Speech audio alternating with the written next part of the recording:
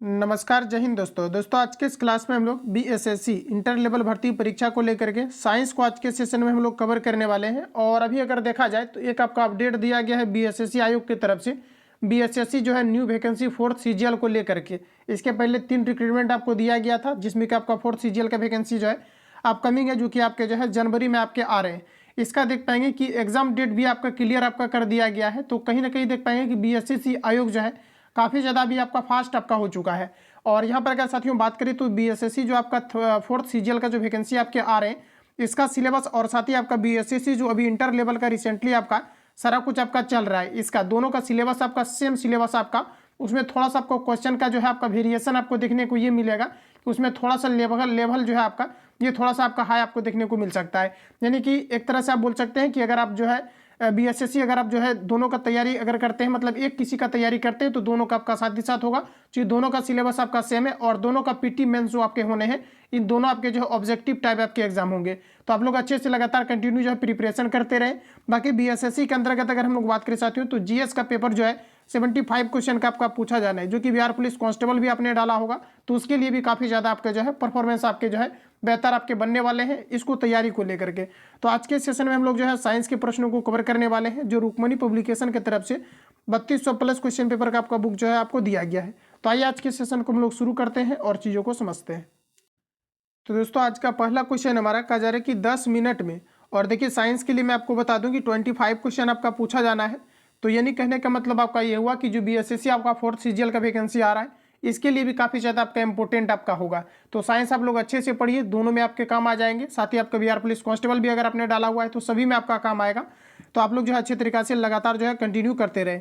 तो प्रश्न हमारा कि 10 मिनट में सर्किट के माध्यम से 300 कूलम्ब आवेश प्रभावित होता है, तो सर्किट द्वारा प्रभावित होने वाली धारा ज्ञात करना है। तो देखिए साथियों, मैंने एक फॉर्मूला आपको बताया था कि Q बराबर आपका फॉर्मूला होता है IT। इस पर पुट कीजिए। तो यहाँ पर आप लोग जैसा कि देख पाएंगे कि 300 आपका कूलम्ब दिया गया है, तो यहाँ पर आपका 300 कूलम्ब हो जाएगा। आई की अगर हम लोग बात कर ले तो आई हमें पूछा जा रहा है। टी की अगर हम बात करें तो यहाँ पर आपको 10 मिनट दिया गया है। साथियों मिनट को हमें जो है सेकेंड में लेकर के जाना है। इसको देखिए यहाँ से कैंसिल आउट करेंगे, 00 से आपका यहाँ पर जो है 00 आपका कैंसिल आउट हो जाएगा। और देखिए आपका 3 और बटे आपका 6 बराबर आपका आई हो जाएगा। इसको देखिए डिवाइड करेंगे तो 0 पॉइंट आपके जो है 5 आ जाएगा। तो इस प्रकार से यहाँ पर आपका राइट आंसर जो है आपका बी करेक्ट हो जाएगा। तो जो भी न्यूमेरिकल आपका है सभी को आपको बनाते चलना है कंटिन्यू आपको। अगला प्रश्न हमारा नेक्स्ट में पूछा है कि पृथ्वी की सतह पर मापे जाने पर एक वस्तु का भार 60 न्यूटन है, चंद्रमा की सतह पर इसका भार क्या होगा, ये आप सभी लोगों को बताना है। तो देखिए यहाँ पर आपका राइट आंसर हो जाएगा 10 न्यूटन। अब देखिए कैसे हमें पता चला, तो आपको सिंपली क्या करना है कि किसी भी वस्तु का अगर जो है भार, अगर हम बात करें कि पृथ्वी पर इसका अगर जो है आपका 60 न्यूटन है, तो चंद्रमा पर यही अगर वस्तु अगर ले करके जाएंगे तो ये 1/6 हो जाता है। तो कैंसिल आउट करेंगे तो आपका यहाँ पर 10 राइट आंसर हो जाएगा। वही फ्रेंड्स, अगर हम बात करें कि अगर किसी भी जो है आपका वस्तु का भार अगर ये चंद्रमा पर अगर 6 है तो पृथ्वी पर कितना होगा, तो ये जो है आपका 6 गुना आपका हो जाता है। ध्यान रखेंगे पृथ्वी पर आपका कितना होगा, तो इसका 6 गुना हो जाएगा, यानी कि आपका जो है 36 हो जाएगा। तो इस प्रकार से आप सभी लोगों को यहाँ पर ध्यान में रखना है। तो राइट आंसर आपका यहाँ पर बी करेक्ट हो जाएगा। अगला प्रश्न हमारा कि वायु की प्रकृति के अनुसार डैश पदार्थ एक विशेष रंग के साथ चमकते हैं। तो देखिए वायु के प्रकृति के अनुसार, तो यहाँ पर आपका राइट आंसर हो जाएगा साथियों प्लाज्मा। प्लाज्मा आपका राइट आंसर हो जाएगा। अगला प्रश्न हमारा नेक्स्ट यहाँ पर आपको पूछा जा रहा है कि निम्नलिखित में से कौन सा विलयन बिजली का संवहन नहीं करता है। तो यहाँ पर आपका देखिए राइट आंसर आपका हो जाएगा शर्करा। शर्करा जो होता है ये आपका विद्युत का संवहन नहीं करता है, तो ऑप्शन ए करेक्ट हो जाएगा। इसके अलावा अगर हम बात करें कैल्शियम क्लोराइड दिया गया है, सोडियम आपके क्लोराइड दिया गया है, तो सोडियम हाइड्रोक्साइड दिया गया है, तो इन सभी में विद्युत धारा आपका प्रभावित होगा, चूंकि ये सभी जो है H+ आयन को मुक्त करते हैं। अगला प्रश्न हमारा नेक्स्ट में पूछा जा रहा है कि एक ध्वनि तरंग जब किसी माध्यम से होकर गुजरती है तो इसका डैश अपरिवर्तित रहता है। तो देखिए साथियों यहाँ पर आपका राइट आंसर हो जाएगा आवृत्ति जो है अपरिवर्तित रहता है, ऑप्शन बी राइट हो जाएगा। अगला प्रश्न हमारा कि पृथ्वी की सतह पर जहां वायु का घर्षण नगण्य हो वस्तु डैश से गिरती है। तो देखिए ये साथियों कंडीशन आपका तब होता है जब वस्तु जो है निर्वात में गिरती है, जहां पर किसी प्रकार के कण नहीं होते हैं, और ऐसे कंडीशन आपके क्या होते हैं, तो एक समान जो है त्वरण के साथ गिर रहे होते हैं। तो ऑप्शन आपका सी करेक्ट हो जाएगा। अगला प्रश्न हमारा कहा जा रहा है कि डैश आमतौर पर एक अम्ल और एक एल्कोहल की अभिक्रिया द्वारा तैयार किया जाता है। तो देखिए साथियों, यहाँ पर आपका राइट आंसर हो जाएगा ईस्टर। ध्यान रखेंगे आप लोग। अच्छा, ईस्टर की अगर हम बात करें कि जो ईस्टर का आपका मूलक होता है ये आपका क्या होता है, तो COO, ये आपका ईस्टर होता है। इसमें कोई एक आपका रेडिकल आपका लगता है जिसे हम लोग कहते हैं एस्टर। तो राइट आंसर आपका डी करेक्ट हो जाएगा, जो कि आमतौर पर क्या है, तो अम्ल एवं एल्कोहल से जो है अभिक्रिया करके बनते हैं। अगला प्रश्न हमारा कहा जा रहा है कि निम्नलिखित में से कौन सी विशेषता ध्वनि की नहीं है। तो दोस्तों अगर हम बात करें तो ध्वनि की जो है विशेषता नहीं है। तो ध्वनि में गुणवत्ता होते हैं, ध्वनि में जो है जो आपका स्वरमान होते हैं, प्रबलता होते हैं। ध्वनि में अगर हम बात करें तो कंपन नहीं होते हैं। तो राइट आंसर आपका डी करेक्ट हो जाएगा। ध्वनि एक दूसरे सतह पर रिफ्लेक्ट करती है, जैसे इको प्रोड्यूस होता है। अगर आपको लग रहा होगा कि ध्वनि में कंपन भी होता है, तो बिल्कुल आपके होते हैं, लेकिन ध्वनि जहाँ से आपका प्रोड्यूस होता है, जहाँ से जनरेट होता है, वहाँ पर आपके कंपन होते हैं। तो हमें ध्वनि के बारे में बताना है, ना कि इसके स्रोत के बारे में। तो राइट आंसर आपका यहाँ पर डी हो जाएगा। अगला क्वेश्चन है, अगला प्रश्न में हमारा कहा जा रहा है कि डैश में पानी के संचरण के लिए विशेष उत्तक होते हैं। तो साथियों आपका राइट आंसर हो जाएगा जिम्नोस्पर्म। ध्यान रखेंगे, ऑप्शन ए करेक्ट हो जाएगा। अगला प्रश्न हमारा कहा जा रहा है कि 15 kg द्रव्यमान की एक वस्तु 2 मीटर पर सेकेंड के एक समान वेग से गति कर रही है, उस वस्तु की गतिज ऊर्जा कितनी है, ये आपको वहाँ पर पूछा जा रहा है। सभी ऑप्शन आपके सामने दिए गए हैं, बताएंगे राइट आंसर क्या हो जाएगा। गतिज ऊर्जा यानी काइनेटिक एनर्जी पूछा जा रहा है। इसका फॉर्मूला होता है ½ mv²। तो देखिए हाफ एम की अगर हम बात करें तो 15 दिया गया है, v स्क्वायर करेंगे 2 इंटू आपका 2 हो जाएगा, 2 से 2 कैंसिल आउट होगा, 15 दूना आपका यहाँ पर 30 जूल हो जाएगा। ऑप्शन इस प्रकार से डी आपका राइट हो जाएगा। अगला प्रश्न हमारा कहा जा रहा है कि यदि बल्ब फिलामेंट का प्रतिरोध दिया गया है 500 ओम है, तो कहा जा रहा है कि 220 वोल्ट स्रोत के इलेक्ट्रिक बल्ब से कितनी धारा प्रभावित होगी, ये आपको पर पूछा जा रहा है। देखिए मैंने आपको फॉर्मूला बताया है कि V बराबर आपका फॉर्मूला होता है IR। V की दोस्तों अगर हम बात करें तो यहाँ पर आपको दिया गया है 220। हमें निकालना क्या है, तो I निकालना है। तो I को कांस्टेंट रखेंगे। रेसिस्टेंस हमें दिया हुआ है 500। इसको कैलकुलेट कीजिए। देखिए 0 से आपका 0 कैंसिल आउट आपका हो जाएगा, तो 22 बट्टी यहाँ पर आपका कितना हो जाएगा 50। इसको देखिए सिंपली आप सभी लोगों को कैलकुलेट करना है और खुद से आपको करना है। इसका जो राइट आंसर आपका निकल करके आएगा 0.44 आ जाएगा। अगला क्वेश्चन है, अगला हमारा है कि जिसके कारण ब्रह्मांड में प्रत्येक निकाय हर दूसरे निकाय को आकर्षित करता है, उस बल को डैश कहते हैं। तो दोस्तों इसे कहते हैं हम लोग गुरुत्वाकर्षण बल। ऑप्शन ए करेक्ट हो जाएगा। सबसे कमजोर बल की अगर हम बात करें तो गुरुत्वाकर्षण बल आपके जो है सबसे कमजोर बल होते हैं। अगर हम लोग गुरुत्वाकर्षण बल यानी जी की अगर हम बात करें तो इसका वैल्यू होता है 6.67 इंटू 10⁻11 न्यूटन मीटर स्क्वायर पर आपके जो है केजी स्क्वायर होते हैं। तो कई बार आपका यहाँ से जो है यूनिट आपका पूछा गया है कि सार्वभौमिक जो नियतांक होता है गुरुत्वाकर्षण बल होता है, ग्रेविटेशनल फोर्स, इसका SI मात्रक या फिर इकाई क्या होता है, तो न्यूटन मीटर स्क्वायर पर आपका केजी स्क्वायर होता है। वही फ्रेंड्स अगर हम लोग छोटी जी की अगर हम बात करें तो इसका वैल्यू होता है 9.8 मीटर पर सेकेंड स्क्वायर होता है। तो इतने फैक्ट को यहाँ से आप लोगों को याद रखना है। आगे बढ़ते हैं। प्रश्न हमारा साथियों अगला कहा जा रहा है कि निम्नलिखित में से कौन सा एक पराग कोश का हिस्सा नहीं है। तो देखिए दोस्तों पराग कोश का जो है अंडप जो है ये आपका पराग कोश का हिस्सा नहीं होता है। तो ऑप्शन आपका यहाँ पर बी करेक्ट हो जाएगा, ध्यान रखेंगे। अच्छा अगर हम लोग बात करें कि जो अंडप होता है ये कहाँ पर होता है, तो ये आपके जयांग में पाए जाते हैं। अगला प्रश्न हमारा नेक्स्ट यहाँ पर आपको देखिए पूछा जा रहा है और आपको याद रखना है कि जो अंडप आपके होते हैं इसका 3 भाग होते हैं। एक आपका अंडाशय होता है और फिर आपका वर्तिकाग्र होता है। इसके अलावा जो है वर्तिकाग्र, एक आपका वर्तिका होता है और दूसरा आपका वर्तिकाग्र होता है। तो ध्यान रखेंगे आप लोग। अगला प्रश्न हमारा कहा जा रहा है कि डैश एक संतृप्त हाइड्रोकार्बन है। तो साथियों अगर हम बात करें तो राइट आंसर यहाँ पर आपका हो जाएगा इथेन। इथेन जो है आपका संतृप्त हाइड्रोकार्बन है। इथेन की अगर हम बात करें तो Su2 जो है H6 इसका फॉर्मूला होता है। और अगर हम लोग बात करें कि जो संतृप्त हाइड्रोकार्बन का जो पहला उदाहरण होता है ये आपका मीथेन होता है, यानी कि आपका जो है CH आपका 4 होता है। तो यहाँ पर आपको दिया गया है C2H6 दिया गया है। तो ये सभी आपके संतृप्त हैं। तो ऑप्शन आपका यहाँ पर सी राइट हो जाएगा। अगला प्रश्न हमारा कि निम्नलिखित में से कौन सा विकल्प RBC के बारे में सत्य नहीं है। सभी ऑप्शन को आपको पढ़ने चाहिए इस प्रकार के क्वेश्चन में। हमारा पहला ऑप्शन है कहा जा रहा है कि कहा जा रहा है कि ऑक्सीजन और कार्बन डाइऑक्साइड का परिवहन करता है, तो बिल्कुल आपके करते हैं। आरबीसी में ही आपके हीमोग्लोबिन पाए जाते हैं जो कि मुख्य रूप से क्या करते हैं, ऑक्सीजन का वहन करने का कार्य करती है। तो ये स्टेटमेंट आपका करेक्ट है। सेकंड की अगर हम बात करें तो दिया गया है कि आकार यानी अमीबा के आकार का अथवा वृत्तीय आकार का होता है, तो ये चीज़ें यहाँ पर आपका साथियों गलत दिया गया है।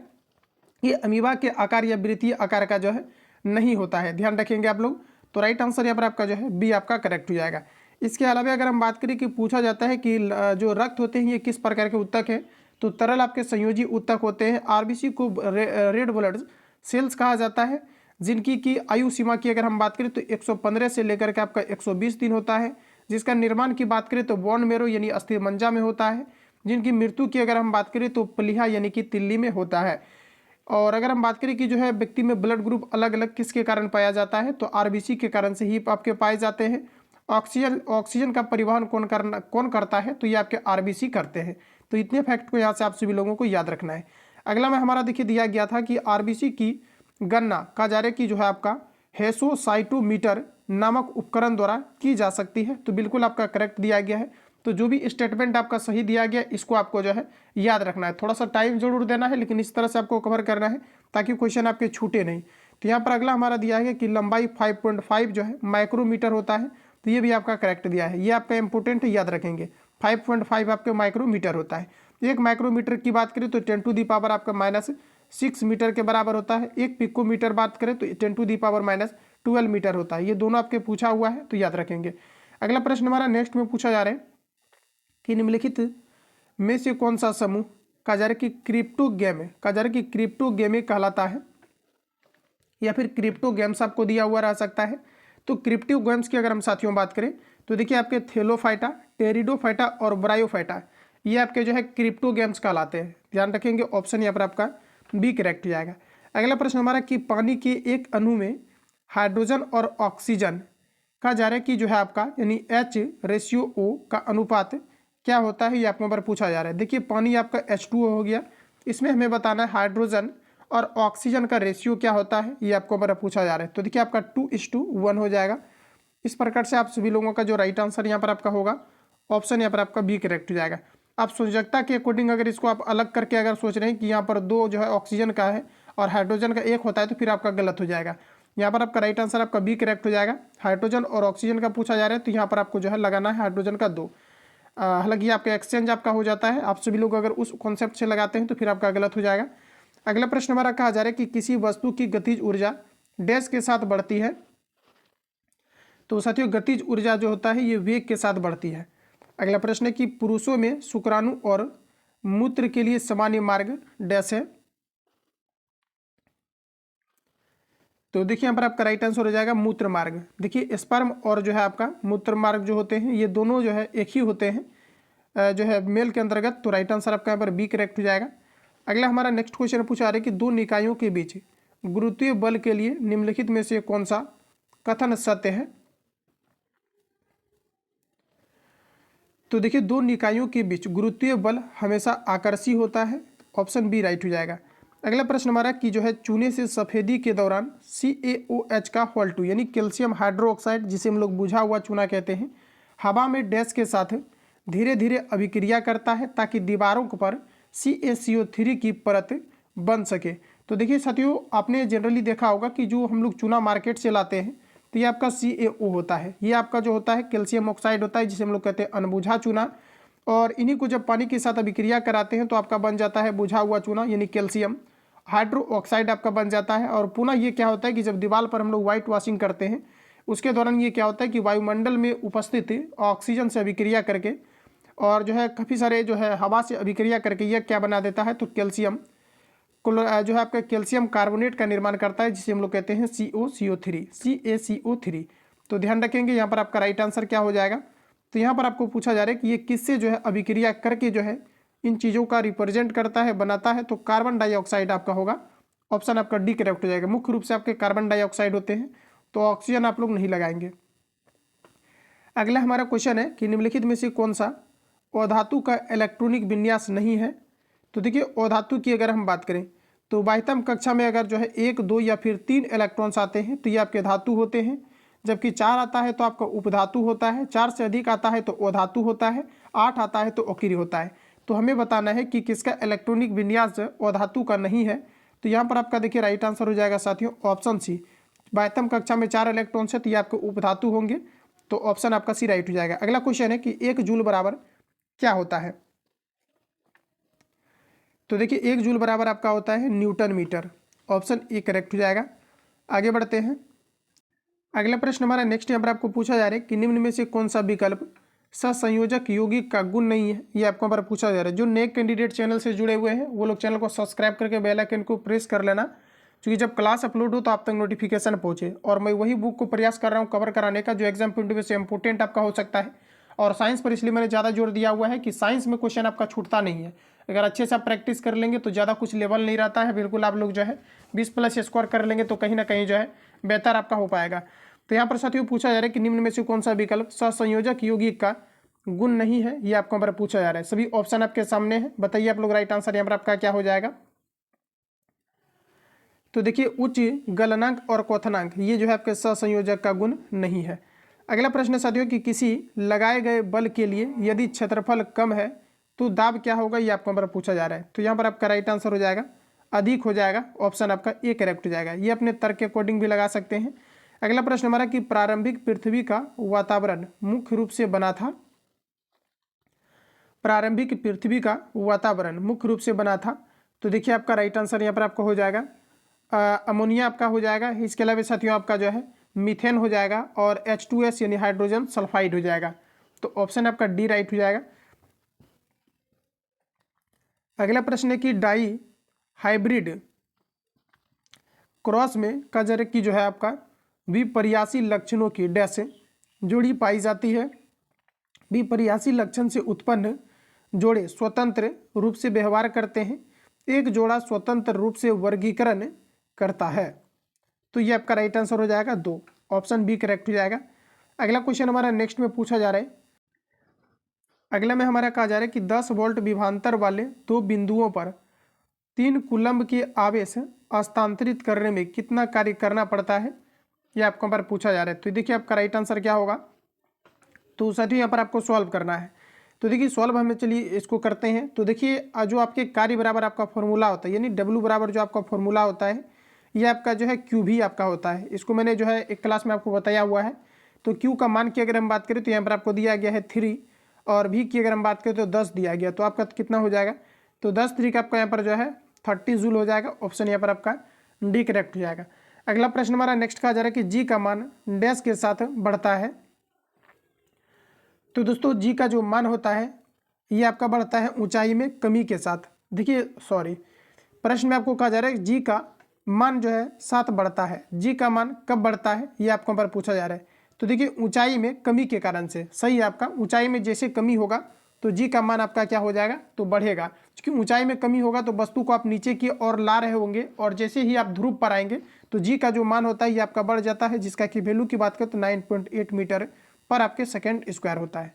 तो ऑप्शन आपका सी करेक्ट हो जाएगा। अगला प्रश्न हमारा कहा जा रहा है कि CaOH का होल 2 का सापेक्ष द्रव्यमान क्या है। तो देखिए कैल्शियम हाइड्रोक्साइड के बारे में आपको बताना है। चलिए इसको हम लोग सॉल्व करते हैं। सापेक्ष द्रव्यमान बताना है साथियों। तो कैल्शियम की अगर हम बात करें तो कैल्शियम का परमाणु क्रमांक आपका होता है 20। तो इसको मल्टीपल करेंगे तो 20 दूना आपका हो जाएगा यहाँ पर 40। इसके अलावा यहाँ पर आपको दिया गया है ऑक्सीजन। ऑक्सीजन की बात करें तो 8 दूना 16 दूना आपका 32 हो जाएगा, उसके बाहर में आपका 2 लगा है। हाइड्रोजन यहाँ पर आपका हो जाएगा 2। इसको ऐड कीजिए, देखिए आपका 40 और आपका जो है 32, 72 आदू आपका 74 हो जाएगा। इस प्रकार से राइट आंसर आपका 74 हो जाएगा। तो आप लोग इसको निकाल पाएंगे। अगला क्वेश्चन है कहा जा रहा है कि डैश अल्कोहल और कार्बोनिक लिखा जा रहा है एसिड को वापस देने के लिए एक एसिड या बेस की उपस्थिति में प्रतिक्रिया करता है। प्रश्न हमारा कि डैश एल्कोहल और कार्बोनिलिक एसिड को वापस देने के लिए एसिड या बेस की उपस्थिति में प्रतिक्रिया करता है। तो साथियों आपका राइट आंसर हो जाएगा एस्टर, ऑप्शन ए करेक्ट हो जाएगा। अगला क्वेश्चन हमारा नेक्स्ट में पूछा जा रहा है कि यदि आप एक दर्पण में देखते हैं और पाते हैं कि छवि आपसे छोटा है तो दर्पण का प्रकार कैसा होगा, ये आपको पर बताना है। तो ये देखिए आपका हो जाएगा उत्तल दर्पण। और उत्तल दर्पण के द्वारा जो बना प्रतिबिंब होता है ये हमेशा काल्पनिक होता है। अवतल दर्पण के द्वारा बना प्रतिबिंब जो होते हैं ये आभासी होते हैं, वास्तविक होते हैं, लेकिन उत्तल दर्पण जो आपके अवतल दर्पण होते हैं इसमें आपके काल्पनिक भी प्रतिबिंब बनते हैं, लेकिन कंडीशन आपका ये रहता है कि जब आप पोल और जो है फोकस के बीच किसी वस्तु को रखते हैं तो। अगला प्रश्न हमारा नेक्स्ट पूछा जा रहा है कि डैश एक असंतृप्त हाइड्रोकार्बन है। तो दोस्तों असंतृप्त हाइड्रोकार्बन की अगर हम बात करें तो ऑप्शन आपका सी करेक्ट हो जाएगा, बेंजीन। अगला क्वेश्चन है कि जब आप एक रबड़ बैंड खींचते हैं तो हस्तांतरित ऊर्जा डैश के रूप में संग्रहित होती है। तो आपका राइट आंसर हो जाएगा स्थितिज ऊर्जा। किसी भी, जैसे कि आप कमान को खींचते हैं धनुष में, तो वहाँ पर भी क्या होता है कि आपका पोटेंशियल एनर्जी जो है स्टोर हो जाता है। अगला प्रश्न हमारा कि निम्नलिखित में से किसे मानव शरीर का सैनिक कहा जाता है। कई बार मैंने आपको बताया है और कवर भी मैंने आपको कराया है कि बार बार बोलते हैं कि इस प्रकार के क्वेश्चन आपका जो आपके मतलब एक बेसिक स्तर का क्वेश्चन है, इसमें आप देकर देखें तो लगभग 15 क्वेश्चन आपका यही आना है और 5 क्वेश्चन में आपके न्यूमेरिकल वगैरह जो भी इंक्लूड रह सकता है आपका। तो इसको जो है कंटिन्यू भी किए हुए हैं, तो आप लोग लगातार इसको लगाते रहें और डेफिनेटली ये जो है आपका परफॉर्मेंस आपको तभी पता चलेगा जब आप सेट लगाएंगे और अच्छा आपका परफॉर्मेंस रहेगा, तभी आपको पता चलेगा कि क्या आपने पढ़ा। तो यहाँ पर साथियों अगर हम बात करें तो देखिए WBC को कहा जाता है, ऑप्शन आपका डी करेक्ट हो जाएगा। WBC यानी रेड ब्लड्स आपके सेल्स हो जाएगा और इन्हें जो है बॉडी का सेना कहा जाता है, उसकी इसमें लिम्फोसाइट एक ग्रंथि पाया जाता है जो कि एंटीबॉडीज बनाते हैं। सपोज कि अगर किसी को कोरोना हो जाता है तो एक बार जैसे कोरोना होता है तो इसमें जो लिम्फोसाइट ग्रंथि होता है वो क्या करता है कि उसको एंटीबॉडी बनाने लगता है, अगर दोबारा से आएगा तो वो अटैक करेगा कोरोना पर। तो यहाँ पर क्या होता है कि इसी को हम लोग कहते हैं प्रतिरक्षी तंत्र। तो यहाँ पर आपका जो राइट आंसर हो जाएगा WBC आपका हो जाएगा। WBC की अगर हम बात करें कि जो आपका प्लेटलेट्स की अगर हम बात करें तो देखिए प्लेटलेट्स जो होता है इसका जो जीवन काल आपका होता है 2 से आपका 4 दिन का आपका होता है।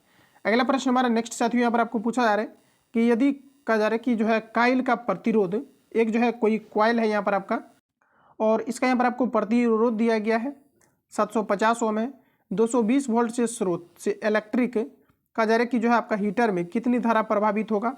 तो देखिए V बराबर आपका फॉर्मूला होता है IR। तो देखिए आपको दिया गया है 700 आपको 50 दिया गया है, हमें I निकालना है, R आपको यहाँ पर दिया गया है 220 आपको दिया गया, सॉरी ये आपका यहाँ पर होगा, ये आपका यहाँ पर होगा V की जगह पर। इसको आप लोग कैलकुलेट कर लेना। इसका जो राइट आंसर आपका निकल करके आएगा दोस्तों ये आपका आ जाएगा 0.29 एम्पियर आ जाएगा। तो इसको आप लोग जो है कैलकुलेट कीजिएगा। अगला प्रश्न हमारा नेक्स्ट यहाँ पर आपको देखिए पूछा जा रहा है, प्रश्न में कहा जा रहा है कि दो निकायों के आकर्षण बल 1/9F है, तो इन दोनों निकायों के बीच की दूरी क्या है ये आपको यहाँ पर पूछा जा रहा है। तो जैसा कि आपको पता है कि इसका जो फॉर्मूला आपका होता है F बराबर आपका Gm1 इंटू आपका M2 और बटे आपका जो है R² आपका होता है। ये फॉर्मूला आपको जो है ध्यान में रखना है। अब यहाँ पर हम लोग बात कर ले कि जो प्रश्न आपका है, प्रश्न में यहाँ पर आपको कहा जा रहा है कि जो है इसका बीच का दूरी क्या होगा ये आपको यहाँ पर पूछा जा रहा है। ठीक है, प्रश्न के अकॉर्डिंग अगर हम लोग यहाँ पर चले तो आपको एक चीज़ याद रखना है, इसका फॉर्मूला होता है एक आपका F1 इंटू, देखिए इसका फॉर्मूला आपका होता है F1 इंटू आपका जो है R1 का आपका होल स्क्वायर और हमें दूरी यहाँ पर पूछा जा रहा है तो इसका फिर आपका हो जाएगा F2 और आपका जो है R2 का आपका स्क्वायर हो जाएगा। क्योंकि दो निकाय के बीच हमें बताना है तो अलग अलग आपका फोर्स लगेंगे, अलग अलग आपका वर्क होगा और अलग अलग आपका जो है डिस्टेंस होगा। तो यहाँ पर देखिए हमें पूछा जा रहा है कि जो है आपका कि दोनों निकायों के बीच की दूरी क्या है ये आपको पर पूछा जा रहा है। तो चलिए हम लोग इसको निकाल लेते हैं। तो यहाँ पर आप जैसा कि देख पाएंगे कि यहाँ पर आपको दिया गया है कि 1 जो है आपका 9F आपको दिया गया है। तो यहाँ पर अगर हम बात करें कि अगर हम लोग निकालते हैं कि जो आपका F और R² को अगर हम लोग निकालते हैं, ठीक है, तो देखिए आपका F और F का देखिए यहाँ पर आपको वैल्यू आपको दिया गया है, F में यहाँ पर आपको दिया गया वैल्यू 1/9। इसको अगर गुना करेंगे इसमें बटे में रख करके तो ये आपका ऊपर चला जाएगा, तो आपका F बटे आपका जो है 9 हो जाएगा। वही अगर हम बात करें साथियों तो यहाँ पर आपका हो जाएगा R² ना, क्या हो जाएगा आपका R² और बटे में आपका यहाँ पर क्या हो जाएगा आपका 2 हो जाएगा। इसको देखिए आप सभी लोगों को कैलकुलेट करना है और यहाँ से इसका जो है स्क्वायर को आपको जो है रिमूव करना है। स्क्वायर यहाँ से रिमूव करेंगे, सॉरी यहाँ पर आपका देखिए गलत हो गया। यहाँ पर देखिए साथियों जो यहाँ पर मैंने जो आपको जो है बटे में जो 2 लगाया हुआ है ये आपका नहीं होगा। और इसके अलावा अगर हम बात करें तो यहाँ पर आपका देखिए जब ये आपका जैसे आप यहाँ पर रखेंगे इसका वैल्यू जब रखेंगे आप लोग तो ये देखिए जो आपको 9 आपको यहाँ पर दिख रहा है, ये 9 आपका जो है नीचे रहेगा और ये आपका इतना हो गया। इसको फिर आपको जो है क्रॉस में आपको गुना करना है। चलिए हम लोग इसको क्रॉस में गुना करते हैं, आप लोग इसको अच्छे से लिख करके पेपर पर करेंगे।